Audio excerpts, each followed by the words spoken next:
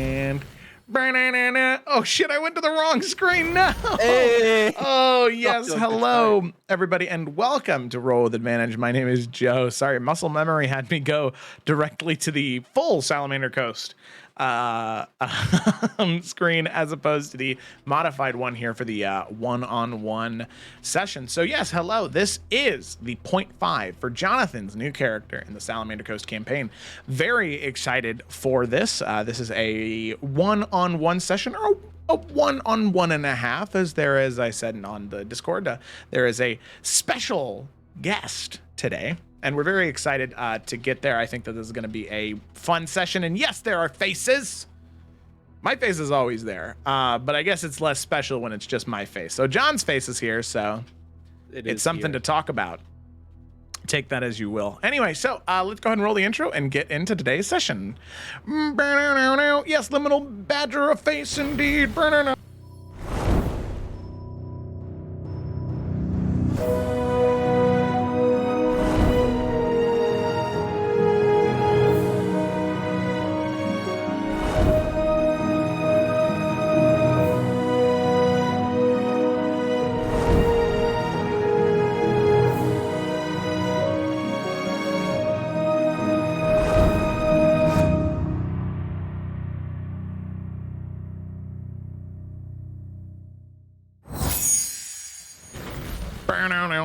We're back. Also,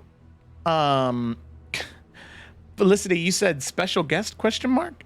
I really hope that you're just trying to hype up the chat, because if not, that means you don't read the announcements on Discord. And shame. You're one of the 3 people. So Who are, yeah, calling you out. So hope you understand the severity of your comment. So with that, let's go ahead and dive into you're on the chopping block. It's almost over. One more slip up and you're done. Anyway. Sorry, I haven't watched The Sopranos in a while, so I had to channel it in there. You haven't sent me your DM stuff for posts? What? Okay, this seems like a private conversation. Okay. So with that, let's go ahead and oh god. All right. This chat's too toxic for me. Jeez. It's like John playing chivalry. Nice. All right. So with that, let's go ahead and dive into the session. This 0.5, just as a little bit of elaboration for those of you that don't know that may be watching and this is your first time watching. The reason I like to do session 0.5s for new characters or at the beginning of a campaign for every single character is it allows the player to get a little bit of a sense of the voice and drive of their own PC, of their own character, before they dive into a much larger group. D&D can be a lot of fun, but when you don't know your character's thoughts and feelings and you don't have a voice for your character yet, not even like, am I going to do an accent or what? Like, how does my character talk and how do they approach situations? A lot of times as players and as people, we have a really strong idea in our head, but that idea changes drastically when we finally get into the game. So I like to do 0.5s as a way for the player to get a really good idea, not just in their head, but also practically how their character plays. So that's why I like to do these. And all of that seemed vaguely threatening because the music that I'm playing right now. It was meant to be. Yeah. But that's just because we have some tense atmos that is coming up here very, very shortly. So with that, we'll go ahead and dive right in. Our session begins in the distant, distant past. Long ago in the history of Ajax. Ajax, you find yourself on a battlefield. There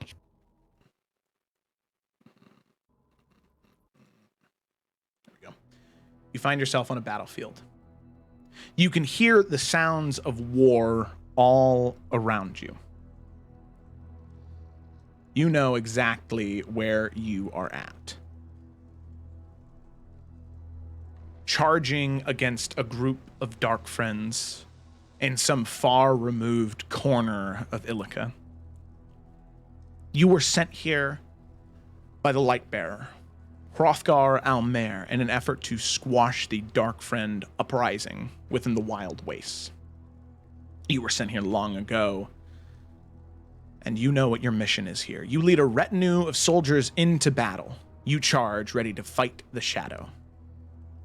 As the fight rages on, you sustain damages, but you push forward until eventually you can see a volley of arrows rain down on you and your soldiers. Your soldiers raise their shields to protect themselves, but you carry no such item. You attempt to grab one off the ground right as the arrows are getting ready to impact, but luckily you throw the shield up just in time. You can feel some 5 or 10 arrows thunk, thunk, thunk, thunk, thunk, into the shield as you block the impact. However, as soon as you pull that shield down and your vision of the battlefield returns to you, when you look upon it, you see this monstrous, hellish creature in front of you.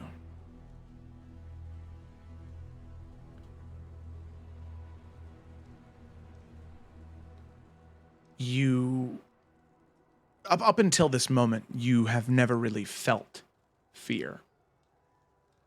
But looking upon that creature, you feel something shift in your stomach as you hear it let out this ear-piercing scream. Your ears begin to bleed as the creature charges forward and brings its clawed down extended towards your head, scarring the right side of your face, leaving a mark on you. The heavy impact of the claw rattling your brain, as well as the concussive energy of that scream, you drop to the ground, unconscious.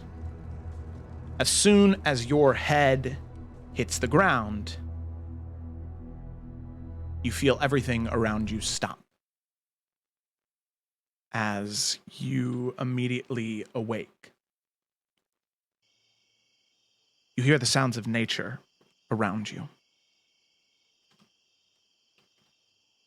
You know where you're at now, the modern day, where you've been going.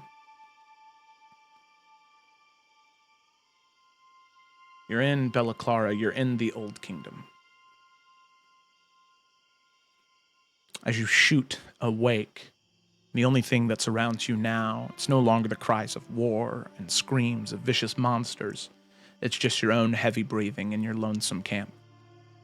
Nothing but the memories of pain keep you company. As you awake, the sun just about to crest over the horizon to the east. Sitting in your camp by yourself, Ajax. I'd like you to describe your character. Sitting up, you see a large, if standing, 6'8" white Leonin. His hair comes past his shoulders, but it is braided in the front and kind of looser in the back.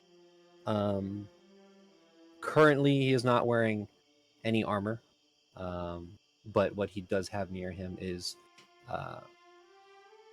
almost very ornate looking leather-ish armor that he kind of just keeps off to the side. But throughout his white fur, there are lines of grays and blacks. And on his right eye is a large scar that goes from the forehead across, and his eye is closed. His eye, the one you can see, is bright blue. Okay, amazing. So, Ajax, as you begin to stir, taking a moment to calm your breathing and to bury those feelings deep down because you know what you're here to do. You've been traveling through the Old Kingdom for a while now, looking for dark friends, servants of the Dark One, for your own personal reasons. As you awake and get ready, you set out on the road towards Periton, as you know that that's where your next objective is. About a day's ride from where you are now, there is a camp of Dark Friends outside the city that you plan to go and deal with. You know their numbers aren't too great, and their strength is not quite up to par with what you can bring. You feel good about being able to take out their camp and find the next step, wherever you need to go next, in order to further be a thorn in the Dark One's side.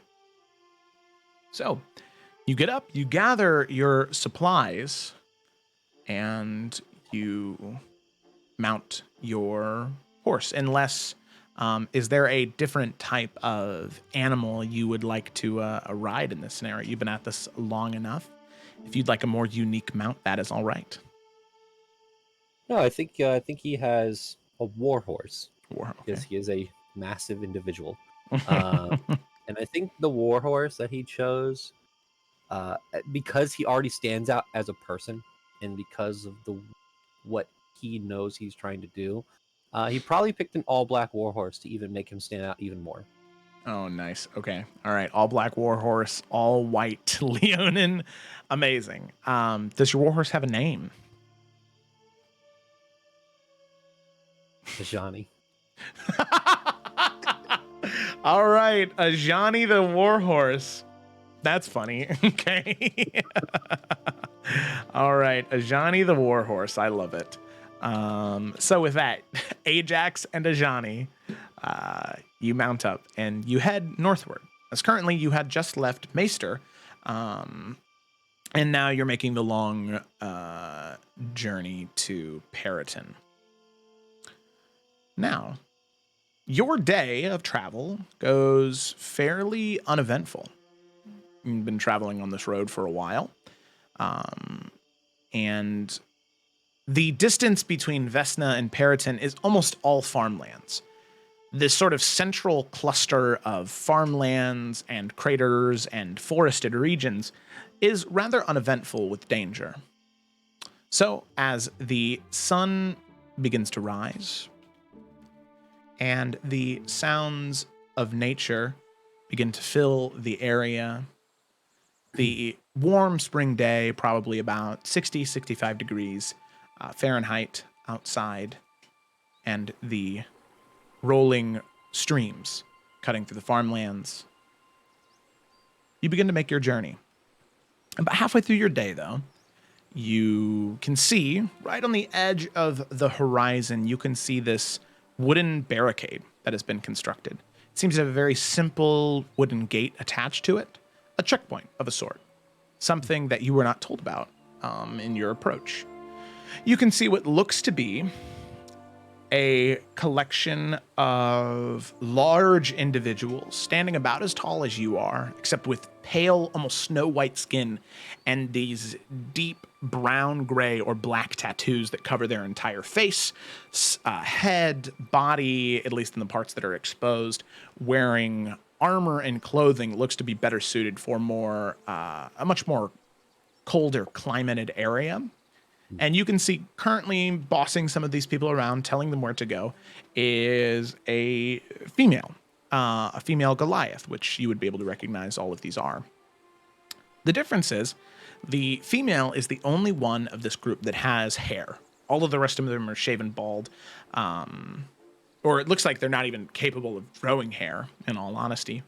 But she has these long locks of brown hair that go down to about the middle of her back that is has one sort of central braid that it's all been braided back into. As you approach, is there anything you'd like to do, or just want to approach as normal? They don't look threatening or like bandits at all. They just have assembled a barricade for some reason. As he's moving closer, Ajax just wants to look at what they're wearing. Mm-hmm. Does it look like they have been given armor by the government, or are they people that have made their own armor, and what kind of weapons they're holding? Yeah. So take in the surroundings of this checkpoint. Go ahead and give me a perception check as you're approaching. First roll. That's a natural 20. Hey, I'm all not even right. joking. Nice. That's plus 6, so 26. Okay. All righty. 26. Amazing. Well, and then plus 10. Yeah. So 36. You get a very clear idea of what all of these people are wearing. The Goliath woman seems to be wearing very finely crafted plate armor, massive shield at her side, and this warhammer slung on the belt. She is a battle-hardened woman, and you can see a couple of scars on her cheeks and around her neck. She's somebody who's been through a lot of conflict. She's seen a lot of darkness and a lot of fighting. And the rest of the Goliaths, they match. They are all wearing finely made armor and carry finely made weapons, but they are weathered. They have been traveling for a long time. That's something you can tell, whether it be from the caked mud around the shoes or the scratches and cuts on all of the armor. Because Ajani is fairly far traveled due to his time with the Children of the Flame and then now his time here. Ajax, sorry. You use the horse something else? No, it's okay. I get one. So Ajax, having traveled as much as you have, you would be able to recognize that the armor and weapons they wear is significant of that of the Western Salamander, specifically the Council of Yggdrasil, which is, to Ajax's knowledge, the more peaceful of the two halves of the Western Salamander. So just from looking at their armor, seeing the insignia of not just the Yggdrasil, the world tree, but also emblazoned on the other side of the chest, what looks to be a mountain top. You would be able to tell from those two things that they're definitely not bandits. They're definitely not evil people. If anything, they're maybe just misinformed as to why they're protecting a road in this area of Bella Clara. You're a little confused by that, but I'll say with the 36, the last thing you see is tucked away in a cart right by the barricade, something you're just kind of barely able to see as they let through the travelers in front of you. You can see, hands bound, sitting in a cart, a man, a fire genasi man, long locks of fiery red hair and a long fiery beard, just sort of sitting there mindlessly staring at the ground, every once in a while making small claps with his hands. And he looks mentally broken, or not all there. It's very strange to see. But with your natural 20, I'd say that's kind of what you're getting. It's a lot. It is a lot, yeah. So you said one of the symbols was the tree of Yggdrasil? Mm-hmm. Yep. What are they called again? The Council of Yggdrasil, or yeah. So the Council of Yggdrasil, and then a mountaintop symbol which you do not recognize. Okay. So as he approaches, he is going to go ahead and get off of Ajani. Once he gets probably 30 feet away, unless they're like calling to him, he's going to grab the reins of Ajani and like walk towards the guard post. Not menacingly. His blade is not on him; it is on the side of the horse. Okay. As to tell them that he's unarmed, not ready to fight.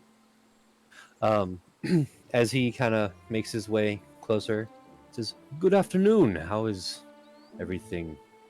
I don't think I've seen this barricade before." As you approach, you can see that there are two small wooden towers and wooden palisade and gate that have been constructed here. Standing atop one of the towers, you can see the Goliath woman with hair, wearing the plate armor, the seeming leader of the group, shout down to you and say, "Thank you very much for the kind words. Very much appreciate it. And yes, you're right, the barricade is rather new. Are you a constant traveler of these lands, or just passing through?" Well, more like a local. Is it okay if I come in? By the way, my name is Ajax. Sorry for introductions, and what is yours? Well, Ajax, it is a great honor to meet you. I am Keothi Kalukatho of the Goliaths of the Hearthstone, or Queen Dilar if you speak the old tongue. It's Unfortunately, I do not. And Keothi's just going to make an insight check of you real quick. That is a 26. So obviously with me, with my meta knowledge of Ajax, she'll say, it's interesting. Well, of course, this is just a checkpoint. We're trying to help out the people of these lands in ways that, well, hopefully being a local, you don't mind me saying this, but in ways that their government doesn't exactly try to help them. You seem like a good person. You're willing to come through, but I'd like to talk to you for a moment before you continue on, if that's all right. Of course. I have some questions of my own. Very good. And she'll lean over and say to one of the Goliaths standing next to her, for the time being, do not let anyone else through until I return, all right? The Goliath will nod and sort of grunt in agreement, and she'll head down the ladder of the tower as they open the gate, let you through, as the conversation that you have is in front of this cart where that Fire Genasi man is. As she sort of waves you down and smiles and says, so, well, forgive me for intruding and perhaps prying a bit too much, but you seem... You have an interesting air about you, and I hope you don't take that as an insult. Not at all. If you're willing to, I understand each traveler has their own story, but if you'd be willing to, I'd like to know what purpose you are hoping to serve here in the Old Kingdom. Well, I've become somewhat of a lone wolf. You wouldn't happen to know what dark friends are, would you? And you can see her kind of stifle a smile.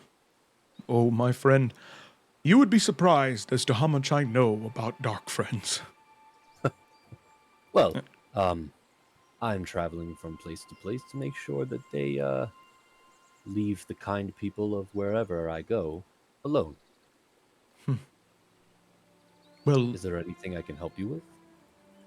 with us, no, I don't believe so. We plan to move on here in a little bit. We're taking our time getting from place to place just to see if we can help anyone. There were a group of individuals I traveled with a while ago who inspired me to be a better person and to try more to help those around me, and I don't know. Just from looking at you, you seem to have a similar air about you that they did. We met before. You talk about having people that give you some motivation. I'm kind of in the same boat. Well, it's hard to say, so to speak. But... Tell me, are you familiar with the concept of the weave? Or of the pattern, anything of the sort? Is the weave like the magic?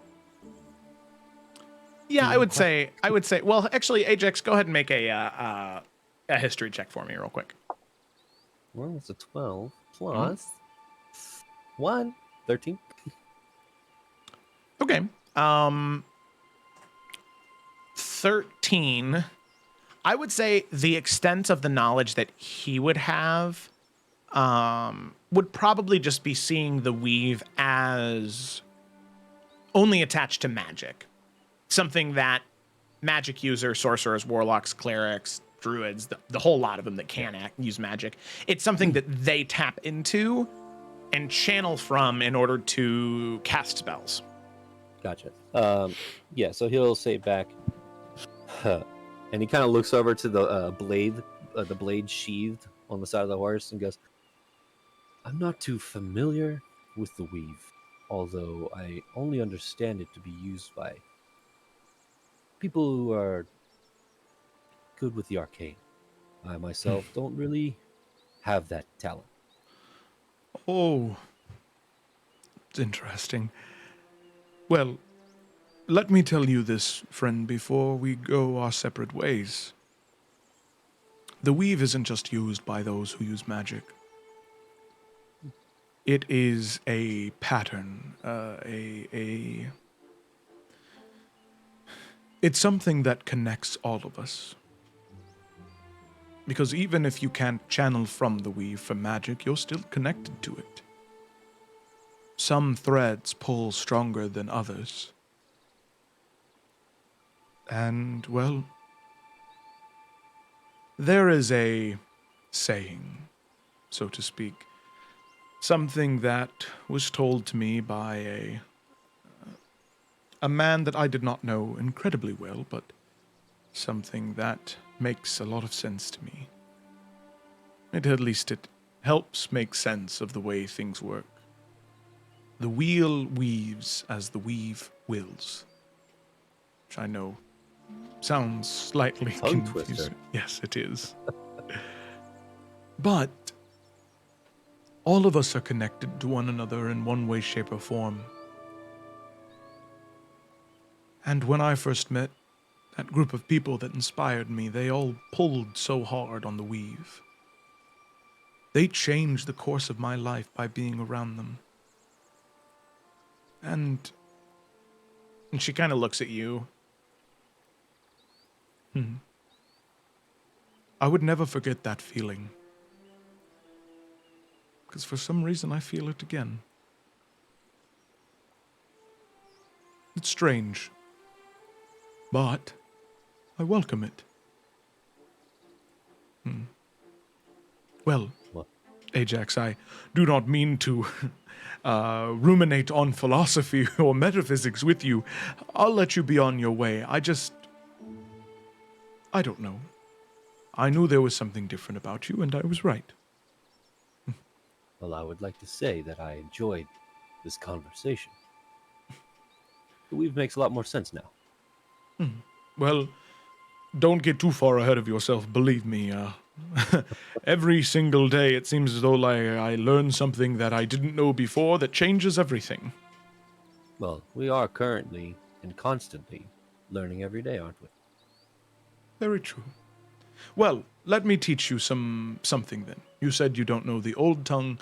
I'll teach you a phrase that, on your travels, provided you meet someone who may speak it, it can help bridge a gap, make a connection. The phrase is Jaho Dalar. It's old tongue for may the will of the weave guide you safely. I'll throw that. Oh, shoot. Jaho Dala. Yes. Beautiful language. It is very, yes. The language in and of itself is considered magical, tied to the weave. So while it doesn't have an immediate effect, I like to think that it helps guide you when you're lost. Well, Ajax, I hope our paths cross again. It was very nice getting to talk to you. Someone with such a strong connection to the weave, even if they didn't know it before. Well, likewise, it's always nice to talk to new faces and make new friends along the way. Kyothi, right? Keothi, correct. Well, I best be going. Of course. Thank you. Of course. And with that, she'll nod and she'll return up the ladder. And you see that Fire Genasi man just sort of look up at you and sort of furrow his brow and squint his eyes. Can I insight, or sorry, not to ask the insight. Can I see if he's looking at me with like malicious intent, or if he like doesn't like me in general, or like what's this guy's vibe, and like kind of trying to figure out why he's locked up? Yeah, here, let me check something real quick. And I'll tell you if you even need to make a check or not. Okay. Ajax. Okay, with the 16 passive insight, no check needed. He's trying to. It's a look of, do I know this person? Where he's trying really hard to see if he remembers you. As far as you can tell, he doesn't seem dangerous. He's not struggling. He's not trying to escape. And he's not confined to the cart. His hands are just bound. That's all. There's no Do I remember chains. him? I'll have you make a history check for this, actually, Okay. because you very well could. Well, we're 13. Same as the last one. 13? I'd say with a 13, your brain, your mind's a little fuzzy on it. You can't exactly place it. Okay. You feel like you've seen him before, but your travels have led you to meet a lot of Fire Genasi, so you don't want to presume that you know him just because you've met other Fire Genasi, but maybe you're not super sure. Kind of leans forward. He doesn't stand, but he gets very close to the edge of the cart, and he says, Do I know you, friend? I don't think so. Do you? I don't know. and you see this, like, pained look on his face, which is very strange. If I'm being honest, I don't know much. In fact, if I'm being really honest, I don't even know my name or why I'm here. Do you know what got you in those shackles? All I remember is Dragonborn standing above me in a flash of pain. And then I remember these Goliaths taking care of me. I don't know. They said we're going to Brahmsgrove. Don't know what Whoa. that is. That is a city. And I think you'll be in good care with these people. Sorry, friend, I can't help you. But I'm sure everything will be okay. And he's just going to kind of bow a little bit and then kind of turn around. And like as he's turning around, he's kind of like trying to like jostle his mind of any kind of details from this guy in general, and then just fall on nothing, and then get back on his horse. Okay. Wave to Keothi and start, trotting off. Alrighty, sounds good. So with that, you continue on your way, traveling throughout the Old Kingdom. The sounds of nature around you, streams cutting through the roads, every once in a while crossing a small bridge, further and further on your way to Periton. Eventually, as the sun begins to set,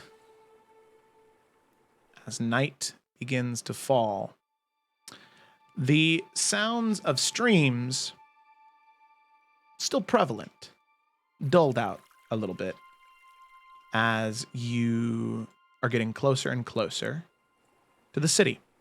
You can see the walls of the city on the horizon. The small clusters of lamp and oil lights flanking the walls. A collection of palisade and stone walls spread out. This is a city that has been under siege for quite some time, long ago. And it seems as though the city hasn't had the resources to rebuild the parts of the stone wall that fell long ago. But your business is not in this part of the city just yet. Maybe after you finish what you need to do, you'll go and get a drink. You'll do what you need to do, but for right now, you have somewhere else you need to go. as you head off the road, away from the city of Periton. There's a Dark Friend camp that you know exists maybe 10, 15 minutes off the road, close to the city walls. As you head in, you can see the light air of those people that you had met begins to fade as you get closer to your goal. You dismount off Ajani in an effort to be able to better approach the campsite. You can see a small cluster of tents with a smattering of fires all around. The camp is long and narrow. You approach from the south. Now, Ajani, Ajax, as you approach, are you going in with a degree of stealth, trying to take out each Dark Friend as you see them, or are you going in guns blazing? So, okay, so this camp, is there any like foliage around it, like kind of high enough? Basically, determining, I want to stealth in. I want to stealth in and try to pick off one at a time. Is there like tall grass or anything that Ajax can use for stealthing? Any tall things that Ajax can use for stealthing? I would say Things that or grass or anything. yeah, like that? there are these large. Actually, I would say every once in a while there are these large, like 10 or 12 foot tall rocks that shoot out of the ground that are in sort of a pyramid shape, almost kind of like a fang or a finger coming out of the ground. There's 2 of those on the southern end that you could use, or there are these huge trees that shoot up around the camp, as well as some of the tents themselves. Okay. Now another question. Like, is the ground like dark colored? Like, I'm trying to see if I can use his fur as camouflage at all. If it's like a white ashy ground or like a dark earth ground, is it? I would say ground? that it is definitely darker. The ground here looks a little sickly, almost just from the present corruption. I would say that probably the cloak that you have would be pretty close to matching, knowing where you would be and where you're going. I would say Ajax would be ready for a fair bit of stealthing. So I'd say you would be able to use your cloak, sort of covering up the white fur, to be able to stealth a little better. So is this an encampment? Sorry, I'm just trying to make sure I get everything. Is this an encampment that has like a wall around it, or is it like an open encampment? No, it's an open encampment. Okay. Now, do the trees, do they lead over top of it? Yeah, I would say there are a few trees that shoot up all throughout the camp that you could climb up and move through. Okay. So he's going to, like a lion, gonna get down on all fours and like kind of start crawling. He has his blade on his back at this point. Nice. And he's going to climb up one of the trees, and he's going to try to use the trees to like jumping from tree to tree to like, as soon as he finds one person. Well, I'll get to that when I find the person and figure out how the hell I'm going to get down to kill him. But he's going to use the trees to go around. Okay. Alrighty. Sounds good. So as you move throughout, you can see, climbing up the first tree and hopping to the second one, you can see sitting in front of a fire, there are 2 people sitting down about 15 feet down from where you're at. Their backs are to you, they're looking into the fire, and they're having a small conversation. Doesn't seem about anything important. Maybe about what they plan to do in the morning, what food they're going to find, things they're going to forage, but they are armed, ready to fight should something happen. Okay. And they are how far away? About 15 feet down from the tree. So on the ground level, you're about 15 feet above them right now. Okay. And there's no one else near them? No, right now it's just these 2. Seems like most of the other people are asleep. Okay.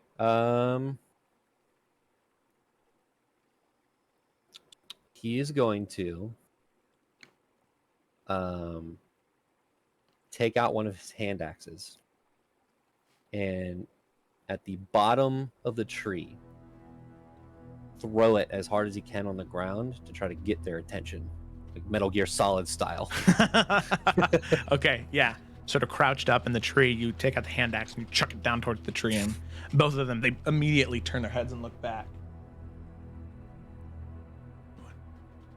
You can see one of the what looks to be a half-elf man leans over to a dwarvish woman and says, Did you hear that? And he kind of squints, and she says, "There's an axe at the bottom of that tree.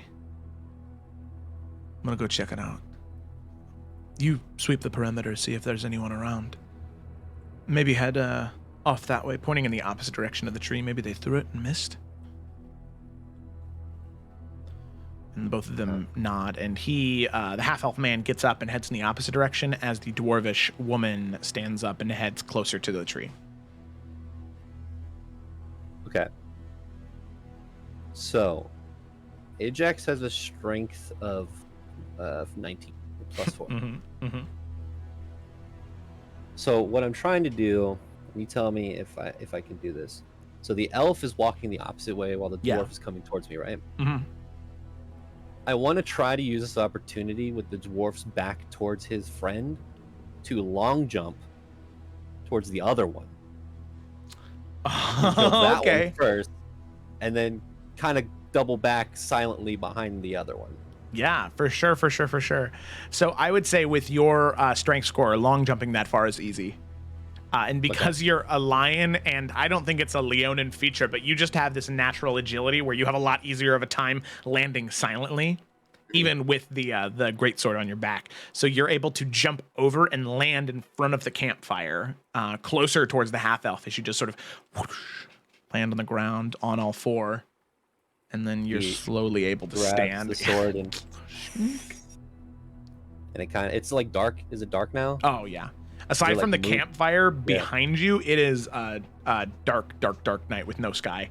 So as he removes the obsidian to jade tipped sword, the firelight kind of like hits off of it, and he's going to silently walk up to the elf and grab him and stab him as quick as possible. Yeah, easy enough. You're able to sort of grab the top of the head and just with a great sword just stab through, covering his mouth. He goes as you can see the blood just begin to trickle down on the blade as this massive great sword pierces through his chest. I'm holding his body in one arm, and I sheath the sword, and I like kind of put him over, like hiding his body. Nice, yeah. And I'm gonna turn around and walk towards the dwarf and unsheath again. Okay, yeah.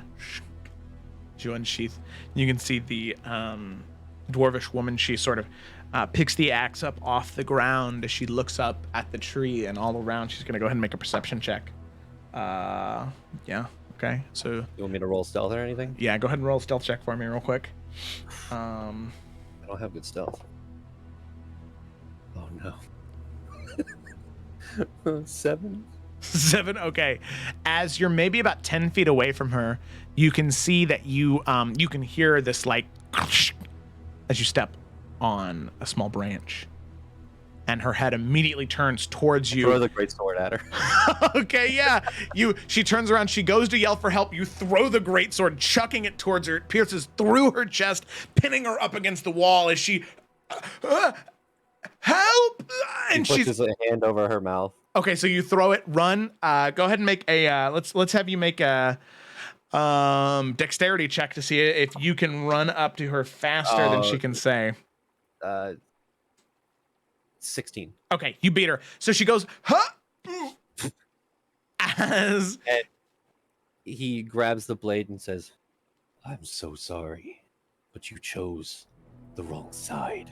And he pulls the blade up, cutting her in two. Oh no!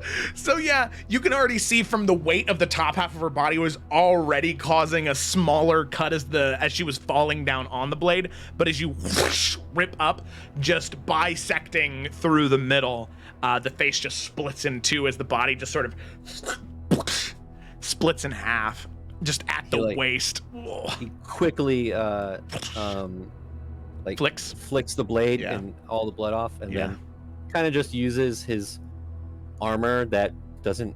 It's not actually yeah. armor, but he kind of like wipes it across it and then just like sheaths the blade again. Yeah.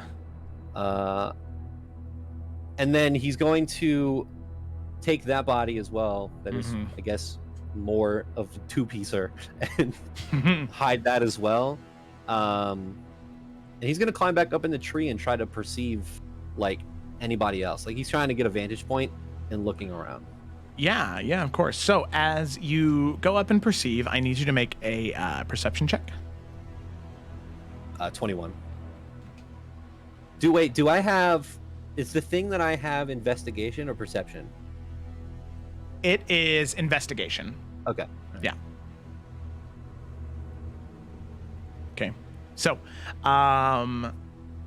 Ajax, as you are up in the tree, sort of looking down, you can see on the northern end of the camp, for just a brief moment, you're able to make out someone else, someone who is definitely not a dark friend, not wearing the clothing and garb and materials of those same people that you just killed.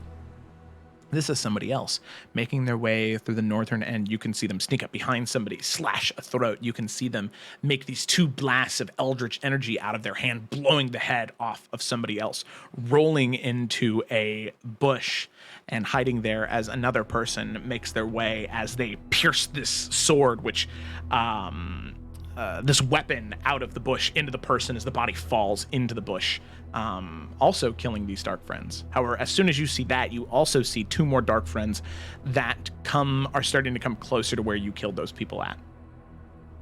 Okay. 2 questions. Yeah. Well, actually, as that's happening, Ajax is like, he was like in a stance of like kind of like perceiving, and then he kind of sees this, and he kind of just sits down. He's like kind of like stroking his beard, like watching this happen. Interesting.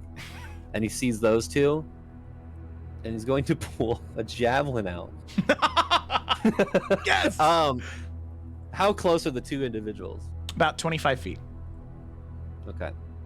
So you tell me if I can do this, and this might be Okay. extending the rules a little bit.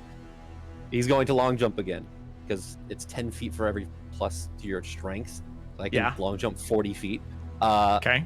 He's going to long jump, throw the javelin at one, and in the same motion, remove his sword and come down and slice the other one.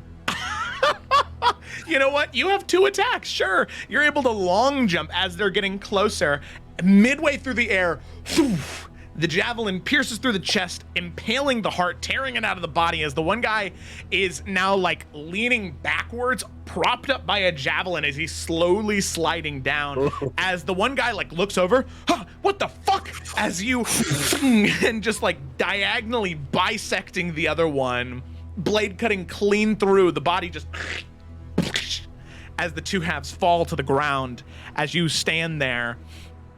These 2 corpses in front of you, as eventually the one that was javelin just plops onto the ground.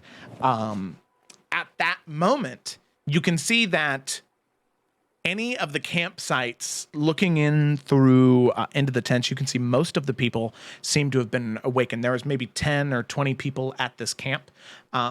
However, most have been killed. Any of the stragglers you find that are sleeping, you're very easily able to slit their throats before they're able to get up, leaving a centralized camp in the middle.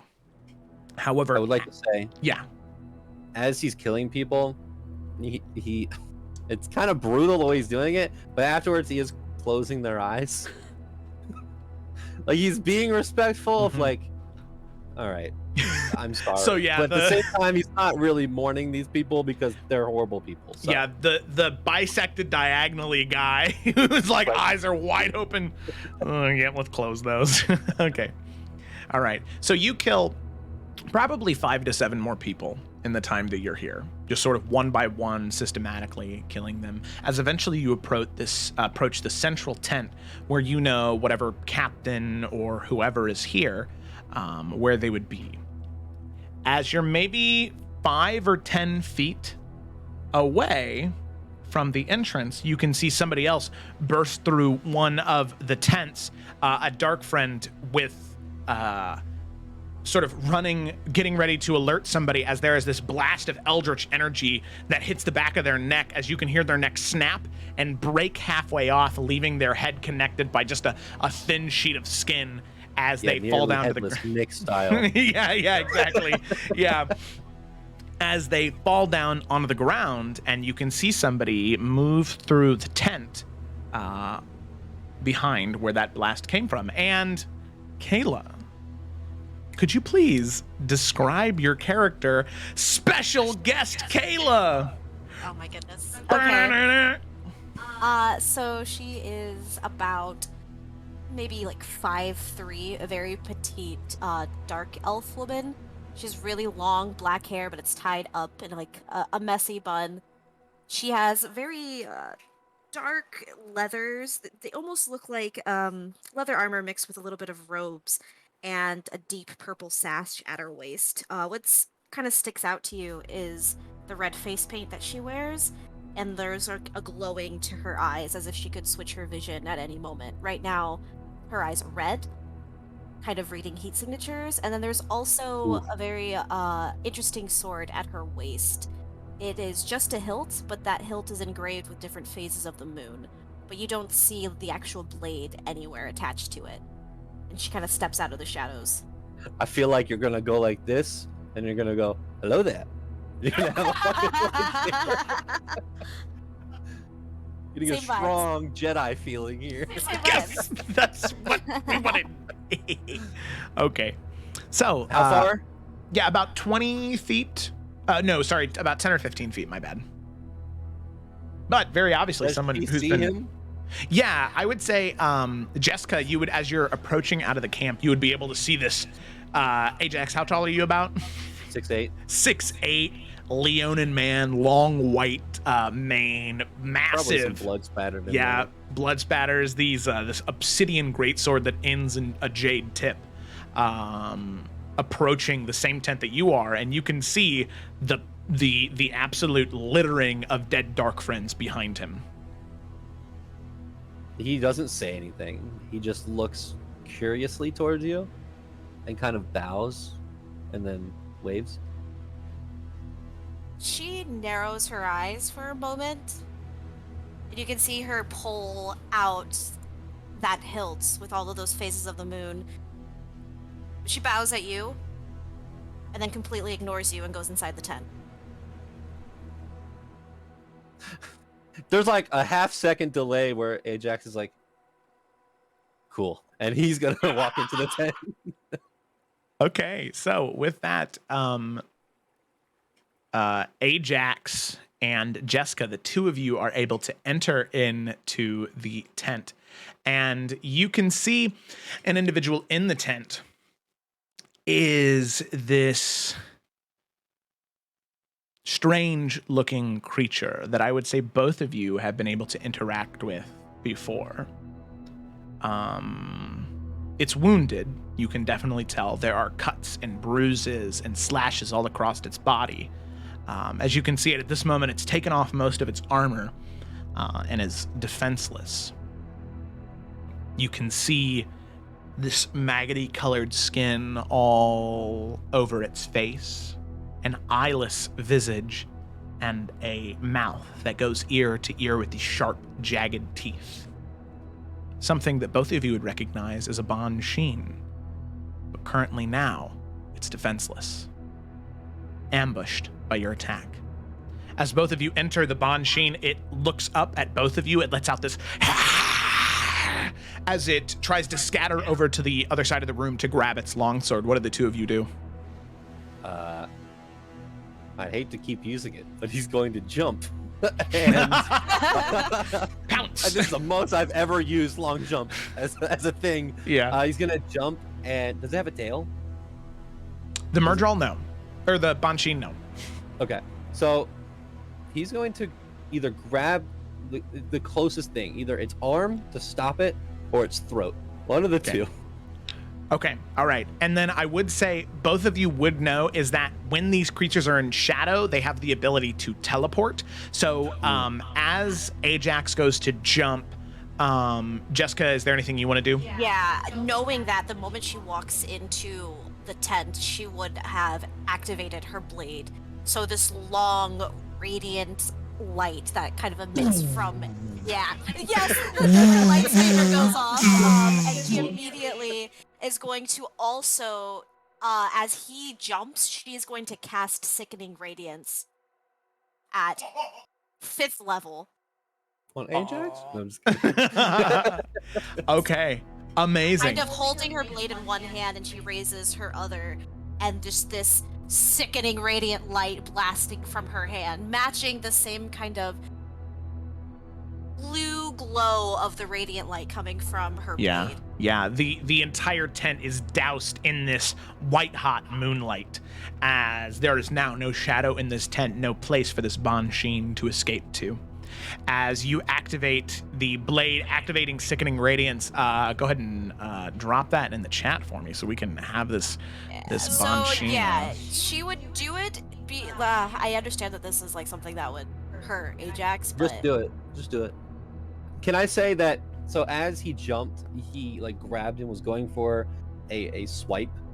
While he was jumping, can he rage?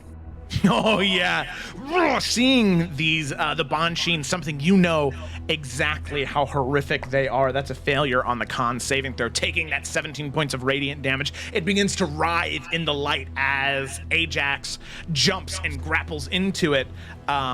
Ajax, strangely enough, as you jump into the effects of the Sickening Radiance, whether it be because of some shred of fate or destiny in this moment, or maybe it was some kind words from a Goliath woman earlier today, but you can feel the magic of the weave bend around you as you sit in the light, or maybe it's the strength of Leos inhabiting you. But as you sit in this radiant energy, it has no effect on you in the current moment. Ooh. As the Banshee is just writhing in pain, screeching.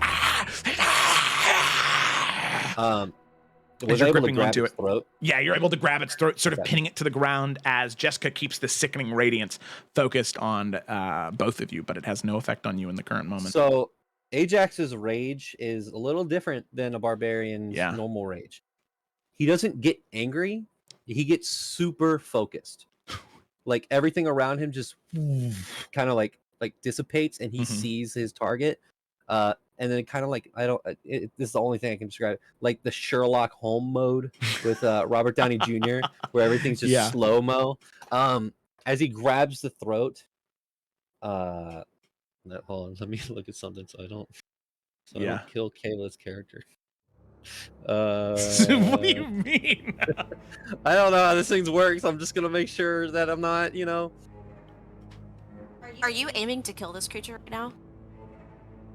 Yes. Okay. As you attempt to do that, Jessica is going to, still holding Sickening Radiance, she's going to shout over at Ajax, and she's going to say, "Don't kill him. I need him." So, okay. As he hears that, the blade started to glow white hot, like a flame coming off of it. And he hears that, doesn't look back. The flame goes away, and he's going to strike at the creature, like up it's a great sword. So he's gonna grab the creature, toss it backwards so that it's not like right up against him because he's got a great sword, and then he's going to swipe up its chest with, I guess, a regular attack. Yeah, go ahead and roll an attack with advantage for me. Okay.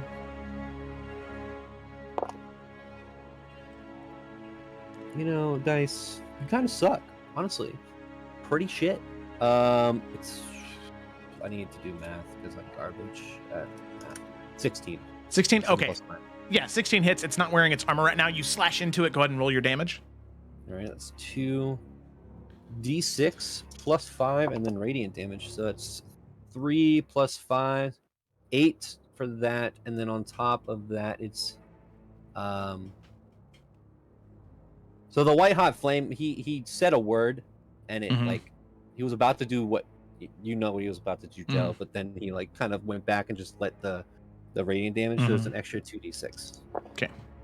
So 8 plus 4 on that attack. So 12. Okay, so whoosh, slashing into it. The blade does cut it, does find purchase, creating this massive gash across its chest, leaking out this black, thick ichor where blood should be. A creature truly twisted and broken by the Dark One's magic. As it sort of... I'm going to use a superiority dice Oh. to do a grappling attack.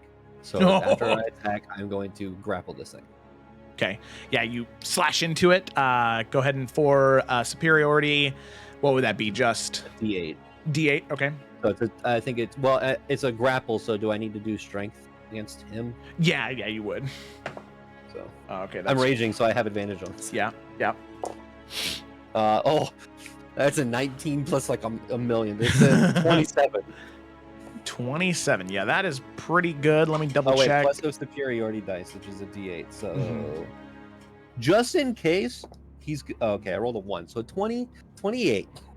Yeah, he's definitely not going to beat that. As you slash into him, and immediately as he grips his chest, you move in as he's in pain, grabbing him, getting him inside that grapple while still in sickening radiance. He's going to make another con save. That's another failure as he takes Jessica. Go ahead and roll 4d10. Another 4d10. The grapple is he's holding its throat again, but with both hands. Okay. All right. Sounds good. You're good. Yeah. And he's going to say in the moment, because Jessica said so, and he's going to be holding it, not angry. He just goes, "All right, why exactly do you need it?" She walks over to the Banshee and completely ignoring Ajax, and she kind of is squatting to be right in his face, and she's holding that blade, just bustling this luminescent energy, and she's going to say, "Where is my sister? Where is she? Lystra? Moreau, you know where she is. You know that name." Yeah, Jessica, go ahead and make an intimidation check with advantage.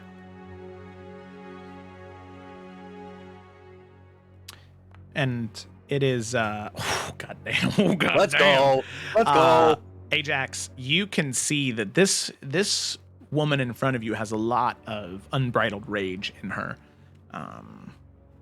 She is very angry, very upset, and to a degree more angry than you are. There seems to be a lot within her that has not been settled.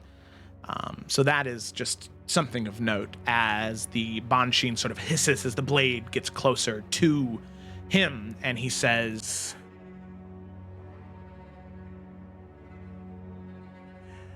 "You wish to know where your sister is. Is it not enough to know that she has found the sweet embrace of the Dark One, of the Father of Lies? Is that not enough for you?"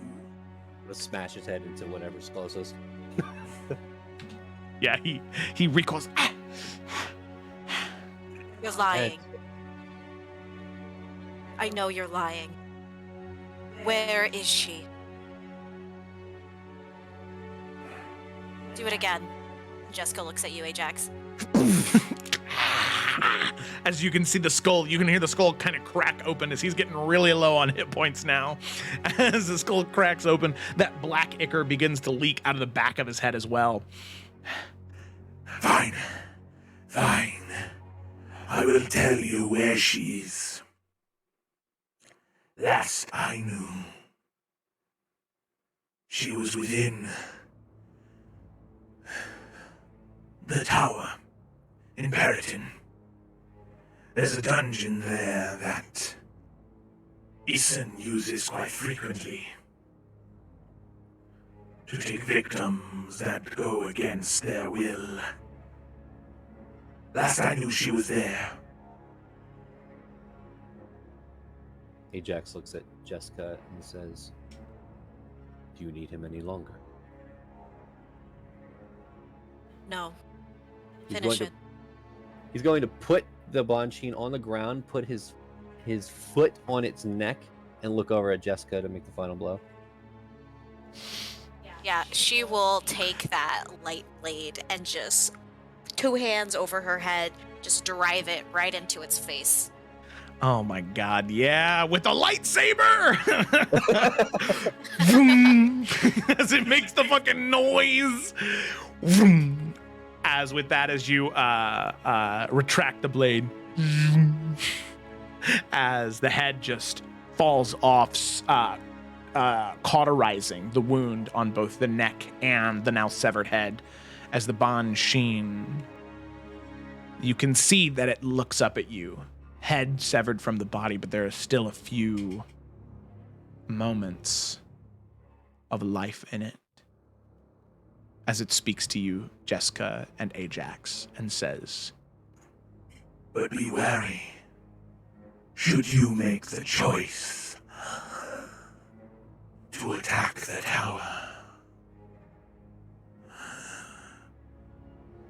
should you choose to follow that path, my brethren will be there. And you'll have to ask, was it worth it to save the life of one pathetic, moon-worshipping drow? Question. yeah. Does Ajax... okay, so when this thing, its head's chopped off, Yeah. is this thing dead, or is it like, could come back unless I do a thing? Ajax knows that any Dark Friend or Shadow Spawn that is killed without using Balefire, the Dark One can use them again in some way. Ajax says, unfortunately, you called them your brother. You can't have family if you don't exist. And he's going to place his blade into the creature and cast Balefire. Oh my god. Okay, as you do, Ajax, slamming the Jade Greatsword in, you unlock the magic within. That white-hot energy shoots down the blade, illuminating the Jade piece. And something that you know, and I apologize for, there was something I said I needed to tell you about the blade. The thing is, Balefire is such powerful magic that using it has an effect on the caster. Now, it's nothing more. As soon as you deal 40 radiant damage to the head, there is this immediate backlash. As you cut that thread from the weave, there needs to be repercussions for that. As immediately as you do, Ajax, you take 15 points of radiant damage. As the blade slams back that energy, almost like kinetic. It just burns part of your hand, but at this point, it's something you've grown used to. It is a sacrifice that needs to be made in order to cut the threads of the Dark One from the weave. He pulls, does the creature just gone and turn to ash? Oh yeah, as not even ash, it just unravels and fades away from existence. There's not even a corpse or ash or anything there anymore. He sheaths the blade. I would like to say probably that his right hand, his most dominant hand that he uses the blade the most with, probably has burn marks. Oh yeah, past burn marks. Mm-hmm. Yeah. Actually, he probably has like a wrap around it to like kind of like. Yeah. Yeah. As he places the blade back in and looks over to Jessica.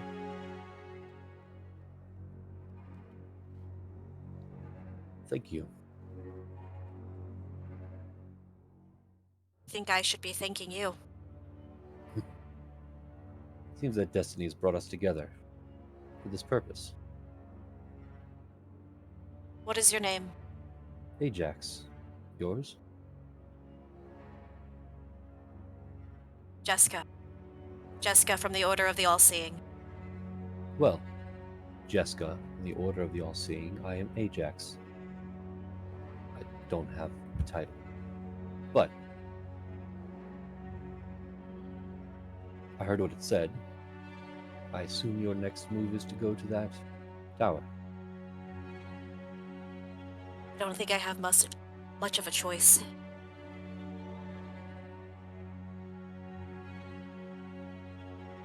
My whole purpose currently is to destroy these things.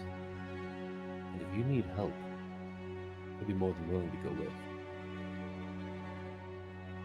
You can see she kind of looks at you, curious from how you said that. You're familiar with these things.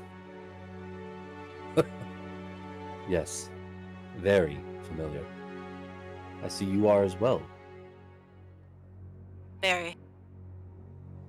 Well, it's one of probably many things we have in common.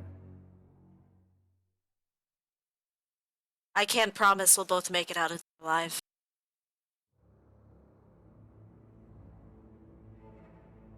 Well, we'll have to see when we get there. Can you keep up? I think the question is, can you? And he's going to start running. She'll follow after. Does he know where the tower is? Is this going to be a thing? Direction. Yeah, I would say, in that moment, as you you process this and you begin making your way towards Periton, it's very obvious what tower the Banshin was talking about. While there are collections of stone wall that have fallen apart, there are several towers that seem to be inhabited at different corners of the city.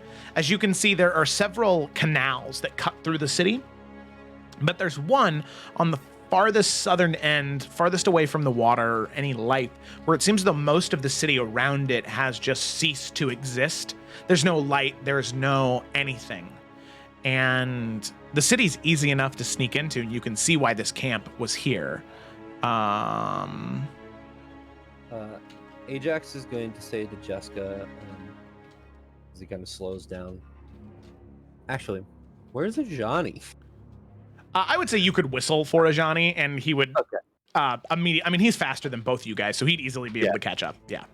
So I'd say, Jessica, you could see this as Ajani, or as Ajax runs out, Ajani, this black mare, or horse? Warhorse. Warhorse? Warhorse. Yeah. Male or female?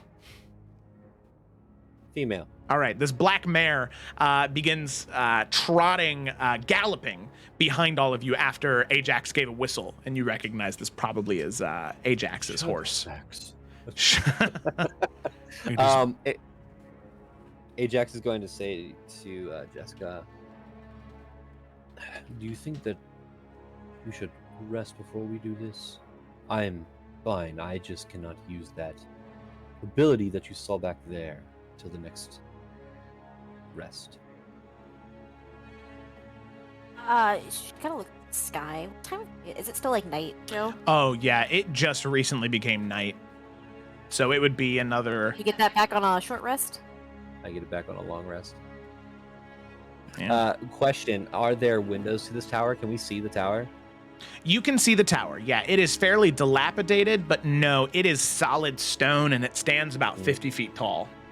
So no advantages for sun coming through the windows. Got it. Yeah, it's knowing that, she'll look at you, Ajax, and say, where we're going, you're going to need to be able to use that again. It is up to you. I do not want to slow you down. But I cannot, with good conscience, send you in there alone. This is your decision. You rest, I can use that again. But we go now, and I won't be able to. I've never seen one of those things completely disappear like that before. If you have the ability to do that, I've waited for this moment for, what, almost 7 years now? I suppose I can wait another few hours. Then we should probably set up camp here. Keep our distance. Alright. Question. Is the moon out? I would say after the Banshin is killed, the clouds do begin to spread as moonlight begins to trickle in to the area where you're at, right outside the city. Okay. Ajax is going to look around for the most lit part of where they're trying to camp and try to find the part that has the least shadow. Yeah, easy enough. Set up camp. Where the canopy is thinnest, and where the clouds allow the moon to shine through the most, easy enough to find. Yeah. I guess we're going to camp for the night. Okay. Probably better to attack this place in the morning anyway.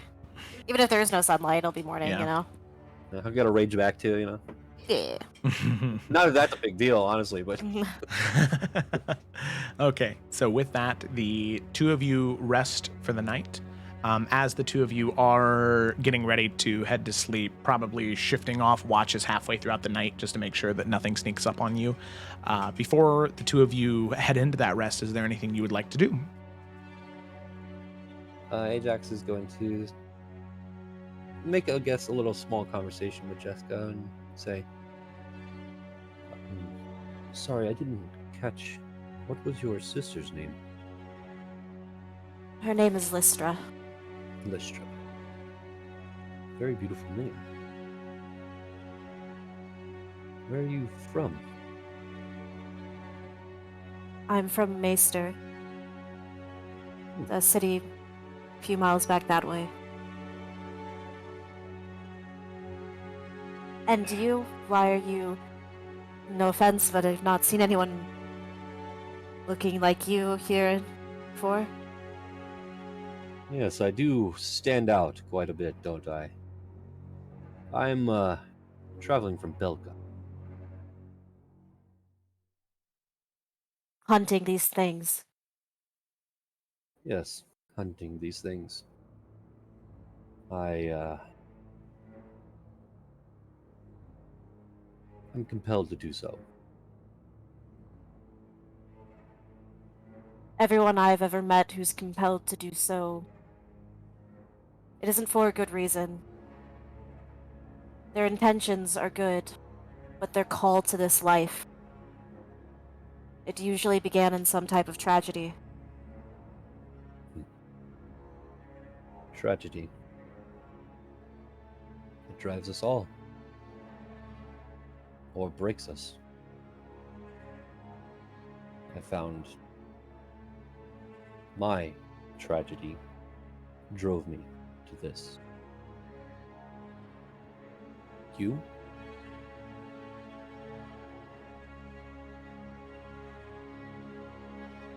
Yeah.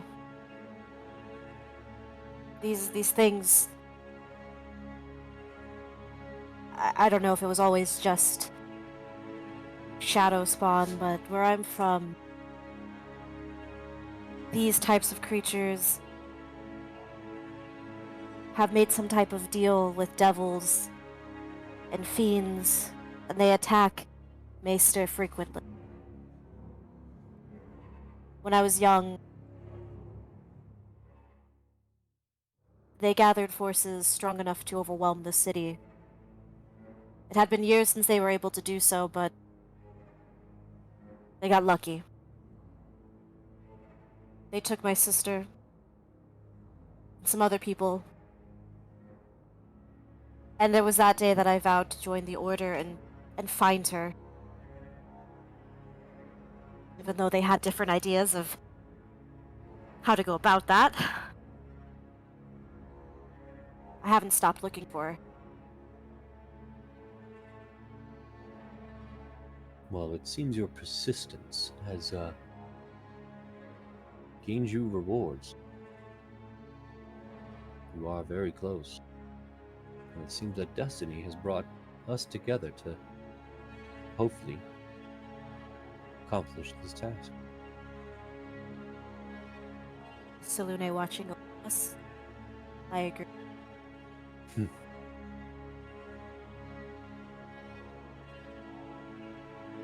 Your blade is quite interesting. Is that from your order as well, or did you find it? It is from the... I suppose I showed that I had the right tenacity to work my way up quickly. But like you said, it was my drive, that tragedy that drove... I needed to be the best that I could be to get my sister back. Well, you were pretty impressive out there. I think we will have no obstacles going ahead. These, creatures, although scary and put themselves in a shadow of despair, they are quite flimsy. I think I stopped being afraid of them than the first day. She kind of like motions to her face, where mirroring where your scratch is on your eye. Was that your tragedy? I have many tragedies. This is old.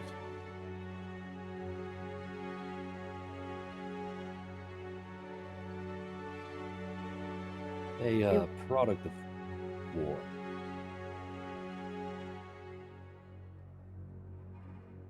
Well, where I'm from, we wear our scars proudly.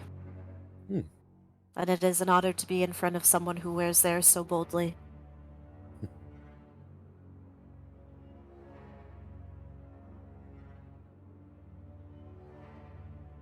Well, Jessica, I'll take first watch, take the second, and then in the morning, it's time to hunt more dark friends and get your sister back. Stands up and she looks at you. Don't try to kill me in my sleep, because I'll kill you first. And she smiles. She will head off to bed. Good night. And Ajax will take his watch. He's going to sit there and I think he's going to pray. Okay. I think he doesn't have a pendant. He is going to just sit there, close both of his eyes, and say,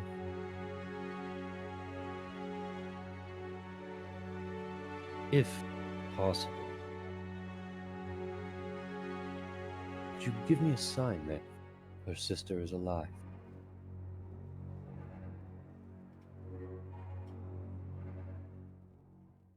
Tomorrow I plan to carry out more of your work.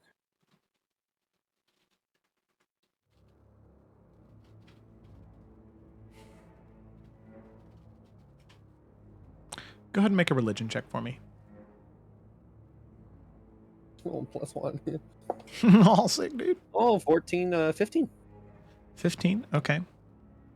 I would say as you sit and you pray, you think about what lies in front of you.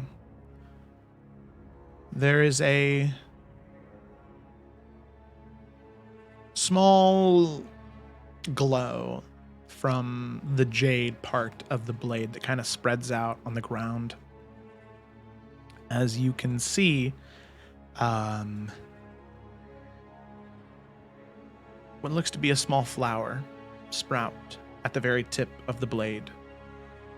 A sign of life. You're not sure what that means exactly, but you're confident that you believe that means her sister is alive, wherever she may be. Okay. Ajax is going to finish his watch and go to sleep. Actually, before he goes to sleep, when he's woken up, Yes. he is going to turn to Jessica as he's getting ready to and say, this might sound crazy, but I believe your sister's still alive. I called upon my own deity and got a sign. So there is hope. And who is it that you pray to? More of a pair. Leos. And he kind of points to himself, obviously. And Palor. I see. Thank you. I appreciate you reaching out. Good night. And he's gonna go to sleep. Okay. Alrighty. Sounds good to me. So, with that, I would like to murder Ajax in his sleep. I'm Yes, just as we planned. It was a plan all along. We're switching characters now. I'm Jessica. That is my character. Gotcha. Good. So yeah, both of you are able to find rest in that evening, and then eventually awake in the morning to head into Periton. So, like I said, watch goes uneventful, and you head into the city of Periton at daybreak. As you make your way into the city, you can see a modest city, where at one point in time, this city must have been rather affluent and wealthy. The signs are there from a long time ago. This city once had so much wealth going through it that it was able to build marvelous structures. The thing that is most significant in the city, that sadly you don't have any time to go see as you have a mission, but in the very center of the city, in between where there are 2 canals cutting through the city to allow people passage from one side of the river to the other directly through the city, there is this massive cathedral that was built. Now, from where you can see, most of it has become dilapidated. Most of the cathedral walls have fallen in on themselves. It is a sad sight to see. That such a beautiful relic of history and time has begun to fade away just because there's not money enough to maintain it. Same goes with the section of the city that you head to. Heading into the southeast corner of the city, you can see that it is almost devoid of life entirely. Hundreds of ruined, boarded up buildings. Blocks and blocks and blocks of nothing, until eventually you reach the tower that you were told of. I have a question. Yeah, sure. What's up? So there's like basically no civilization here at all. Mm-hmm.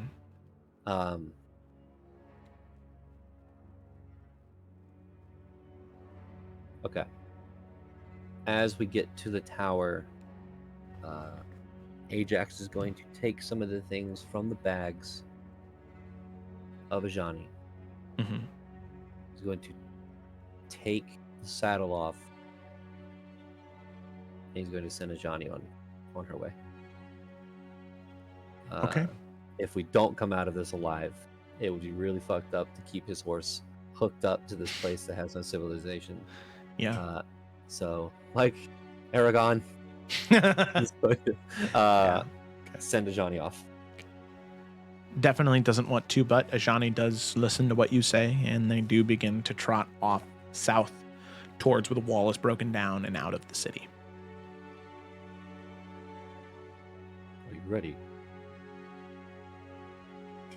I've been ready. And she's gonna light up her blade. Let me see this on real quick. Does my blade have like a duration for its Illuminate? No, it's like a flame tongue blade, but with radiant damage. Okay. So yeah, Also you just light it up, boy. you say the command word, and it just begins to glow white hot with radiant energy. Whatever the word for fire in Leonin is what he says. Roar. Roar. And the dark obsidian to jade blade. I would assume that as the light kind of hits the jade, like the blade almost turns green fire. Yeah. We have a blue and a green lightsaber. Yeah! All right. We're about to invade the Sith temple. Let's go, dude. Yes, I love it. Star Wars. Star Wars. And then as you enter, you can see one of the Bansheen enhanced with artificer engraved components and armor. Is they have a really bad cough. Oh my god. Fun addition to my collection. As they crawl on all four and like a fucking spider, like run towards you. Anyway, with that, serious, all of you, the two of you head in to the tower. Immediately upon entry, you have to bust down the door as there seems to be debris behind it. You're able to, easily enough with your strength, Ajax, you're able to break down the door with maybe some help with Jessica with the Eldritch Blasts. You're able to break in, and you can see that much of the stone that had led up the stairs are almost completely destroyed. Instead, there is a hatch in the center of the tower that is flicked open with a set of stairs that descend down. It seems as though this is not an ascension. This is a descension. Descent. So as we're going in general, Ajax is just going to be looking for traps. He's going to be looking for any markings on the walls or anything that kind of gives off like something's been here recently. They haven't been here recently. Footsteps, all that kind of stuff. Go ahead and make an investigation check. Could Jessica make an Arcana check? Yeah, sure. Go ahead and make an Arcana check. What are you looking for specifically with Arcana? Magical traps. Okay.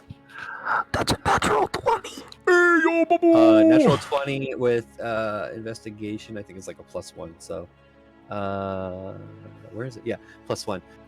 What Jessica would see is that for the first time, the closed eye opens, and underneath it is this like mechanical eye that turns this bright green, and it starts like scanning the area.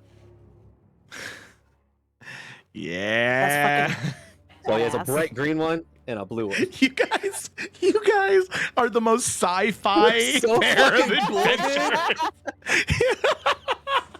I think you guys are playing the wrong tabletop.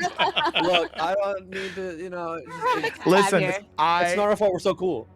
You're right. Okay, so with that, you activate your Batman vision in the Arkham games, as you just see like you scan the area. You can see this area is not trapped, not in the slightest. But the thing you do notice with that high of a check is all of the scratch marks on the floor. People's fingernails digging into hard stone trying to find purchase to prevent themselves from being dragged deep underneath this tower. Jessica, as the door shuts behind both of you, the darkness envelops the area, turning on your infrared drow vision. Looking around, this is something that's never happened to you before. But in this area, coming deep from within those stairs, there are dead zones to your vision. Areas where it is so cold, so frigid, so removed from the warmth of this plane, not even your vision can pierce through it.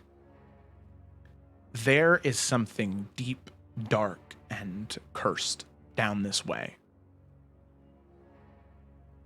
But as far as both of you can tell, as far as you put together, there is no danger at all leading down here that would stop you.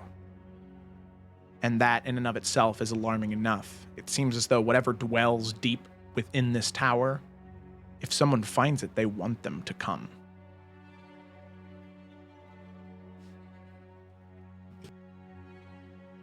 Okay, Ajax is he's just going to be trying to stealthily make his way down.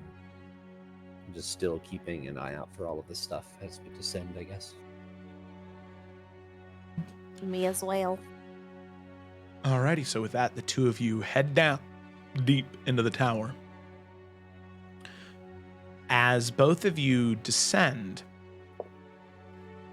there is this feeling both of you get. This sort of twisting in your stomach. It's odd. You can't quite place it, but it is something unsettling. As even though you feel like you are going deeper and deeper into the material plane, you feel like you're getting closer and closer to something. As you descend maybe 40, 50, 60 feet, eventually the passageway opens up. Taller, wider, elaborate, and decorative. Almost like a noble's tomb as you begin to make your way through these abandoned halls. The first few rooms you pass through seem to be abandoned, truly. Crypts and sarcophaguses that had been broken open. At one point in time, maybe there was something more than corpses and tombs here, but that's all that exists here now. You find another set of stairs and descend again, having seen no life up to this point and no traps of note. But the further you descend, the more twisted things get. Moving into this next area, you see cells built into the walls, forged from iron, but you don't see people within them. Maybe at one point in time they were, but you see these mutilated corpses leaning up against the wall, faces petrified in horror of whatever the last thing they saw was. The few creatures that are still alive, they're not undead, they're not human, they're these twisted creatures of infernal and abyssal fiends, but with human skin in places, leathery wings sprouting out of their back that are just shriveled into a corner, shaking, and every once in a while letting out these pained screams. And Ajax, you don't know how far deep down it is, but you begin to hear something. This screeching noise coming from deep down below you. A noise you haven't heard in a very long time. Not since that dreadful day. Whatever that creature was that cut at you. Oh. You hear a noise very similar to the one you heard on that battlefield. Ajax stops and stops Jessica. What is it? You hear that, right? Yes. Do you know it? Yes. We need to be on our best. There is no room for mistakes. I have trained my entire life for this moment. Then I hope I do not fail you. The thing that is down there is the same thing that gave me this scar. See her jaw tighten a little bit. It is. Do not underestimate it. I will follow you down there. I made you a promise. But we need to be on our best. Understood. I'll go first. Are you sure? You're quicker than I am. I'm more hardy. And I got your back. Good. I'll try to have my front.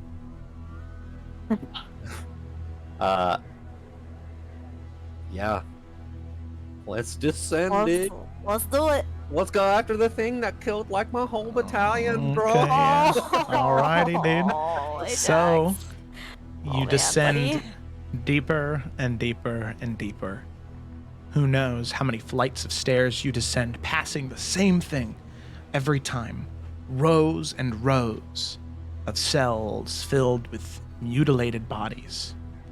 The deeper you go, the more twisted the disfiguration, the more flesh consumed. It is horrifying to look upon. Till eventually, the descent stops as it all flattens out, as the shrieking has become more muffled, but louder. As you enter into what looks to be a a crypt that has been well maintained. Mausoleums line the areas, creating these very claustrophobic passageways for you to walk through. Maybe 3 or 4 feet in width, where you are just sort of like shoulder to shoulder or even a bit at an angle, sidestepping in order to make your way through this maze of death. As the two of you are making your way through this area, you can see that on the north, on the west, and on the east end of this room, there are gates that are closed and locked that descend even further down. However, as you make your way around this room, you get to one larger, more open area. You can see a couple of tables with tools and pieces scattered on them, as well as several notes and journals.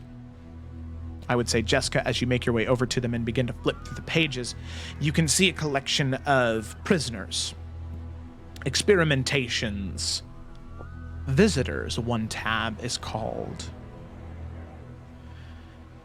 The interesting thing on the visitors is you can see they are divided into 2 separate sections. Infernal, Abyssal. And on each area, it denotes whether... It's odd, there will be some twisted name in Infernal or Abyssal that you'd be able to see, and then next to it would be a number. You notice on any Infernal, the numbers only vary between 1 and 9. 9 being the most rare, 1 being the most common. And then in the Abyssal, the numbers never stop. 1 could be 25, 1 could be 874, 1 could be 2,763, 1 could be 852. There's almost no repeats in the Abyssal section.